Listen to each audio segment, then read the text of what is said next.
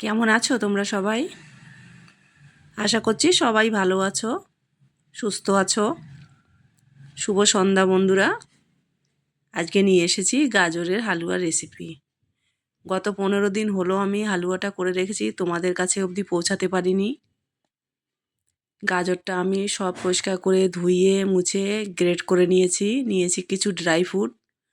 এখানে আছে কাজু, কিশমিশ, আমন্ড আর পিস্তা। সবার আগে আমি ড্রাই ফ্রুটগুলো একটু খালি কড়াইতে নাড়াচাড়া করে ভেজে নেব। পরে আমি 1 চামচ ঘি দিয়ে এটাকে ভেজে তুলে নেব। আমি রাধা, তোমরা সবাই দেখছো Delhi Bengali kitchen 1 and blog. Dry ফ্রুটটা একটু হালকা শর্টে করে নিলে ভালো হয়, মুচমুচে হয় আর ফ্লেভারটা খুব ভালো বেরোয় এর। কাঁচাটা দিলে অত ভালো লাগে না, তবে কাঁচাও দিয়ে আমি করি। আজকে একটু ভেজে নিচ্ছি।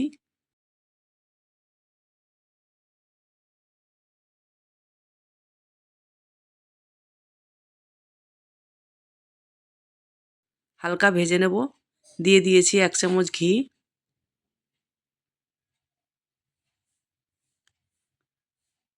ভাজলে ঠিক এরকম হয়ে যাবে। ভাজাটা হয়ে গেছে, আমি নামিয়ে নেব। খেয়াল রাখতে হবে, কন্টিনিউ নাড়তে হবে, বন্ধ করে দিলে ড্রাই ফ্রুটগুলো পুড়ে যেতে পারে। এবার বড় চামচের 1 চামচ দিয়ে দিচ্ছি ঘি।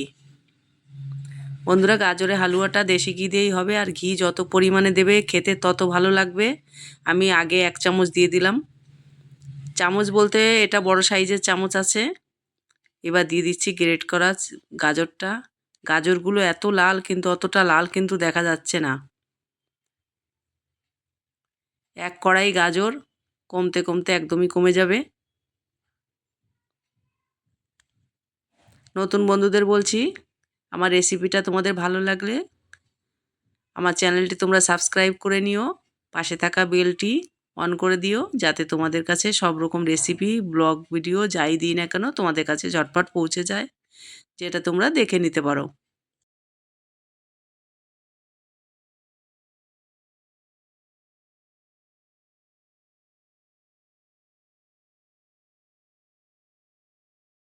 মিনিট 5 আমি একটু ঢেকে দিয়েছিলাম। ঢেকে আমি এটাকে ভালো করে একটু ভেজে নেব, এতে যেন জল না থাকে।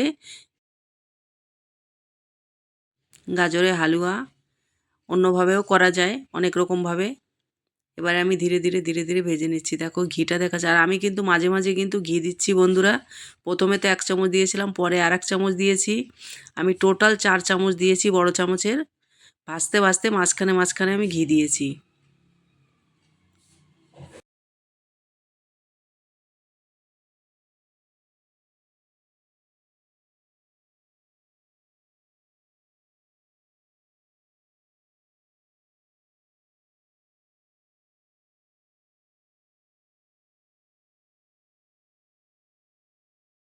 আবার 1 চামচ ঘি আমি দিয়ে দিয়েছি। ঘি দিলে গাজরটা কড়াইতে লাগবে না। আর ভাজতে ভাজতে ঘিটা যখন রিলিজ করবে তখনই বোঝা যাবে যে গাজরটা ভাজা হয়ে গেছে। জল যেন না থাকে, জল থাকলে দুধ দিলে কিন্তু গাজরে একটা কাঁচা ফ্লেভার আসতে পারে, কাঁচাটা যেন না থাকে। তবে কাঁচাটাও করা যায়, সেটা অন্যরকমভাবে দুধ দিয়ে কাঁচা গাজরটাকে সেদ্ধ করতে হয়। তবে ওটার থেকে এটা খেতে অনেক বেশি ভালো লাগে। এটা তোমরা দরকার হলে 15 দিন রেখে খাবে, কোনো অসুবিধা নেই, কোনো খারাপ হবে না। সাধারণ বাইরে রেখেই খেতে পারো। আর যখন যখন গরম করবে দরকার হলে তখন তখন 1 চামচ করে ঘি দিয়ে গরম করবে। গাজরটা দেখো ঘি একদম ছেড়ে দিয়েছিল, আমি দিয়ে দিলাম ফুল ক্রিম দুধ। দুধটা আমি আগের থেকে জাল করে আমি গাঢ় করে রেখেছি। তবে এবার গ্যাসটা বাড়িয়ে দুধটাকে আমি ঝটপট করে শুকিয়ে নেব। সাথে সাথে নাড়তে থাকতে হবে, না হলে কিন্তু হালুয়াটা নিচে লেগে যেতে পারে।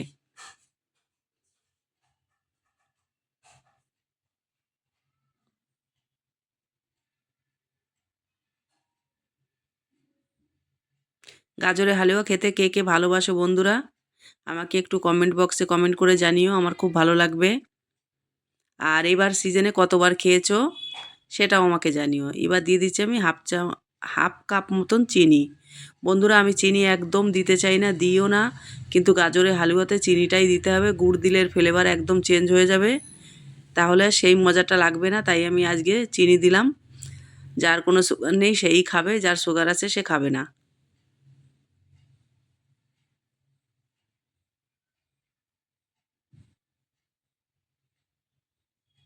আমি দেখো জাল করে গাজরটাকে আমি একদম পুরো শুকিয়ে ফেলেছি।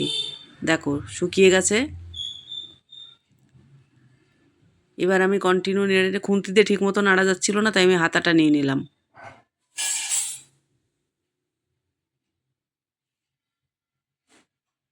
এবার আমি কিছুক্ষণ ধরে নাড়তেই থাকবো।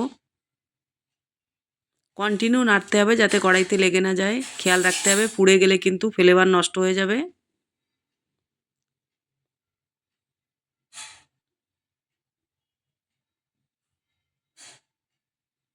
দেখো হাতাতে দেখা যাচ্ছে, ঘিটা দেখা যাচ্ছে পুরো, ঘি আর গাজরের কালার।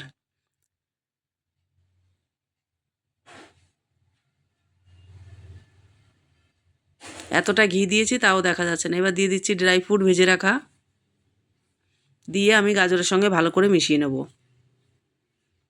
আর দিচ্ছি ওই বড় চামচেরই হাফ চামচ আবার দিয়ে দিলাম ঘি, হাফ চামচের একটু বেশিই আছে।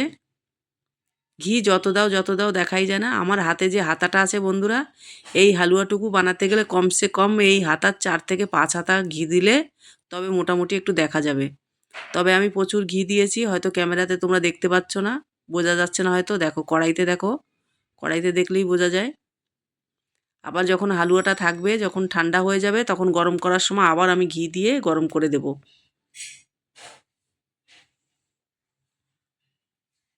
গাজরের হালুয়া প্লেটে রাখলে চারিদিক দিয়ে ঘি ছড়িয়ে যাবে, সেরকম হালুয়া খেতে দারুণ লাগে। কিন্তু ওটা প্রচুর পরিমাণে ঘি খাওয়া হয়ে যাবে, কেন আমরা রান্নাতে রোজেরই প্রায় ঘি খাই। আর রুটিতে তো আমরা ঘি ছাড়া খাই না। কি বলবো, তাই অনেকটাই ঘি খাওয়া হয়ে যাবে, তাই আমি ঘিয়ের পরিমাণটা একটু বুঝে শুনে দিলাম।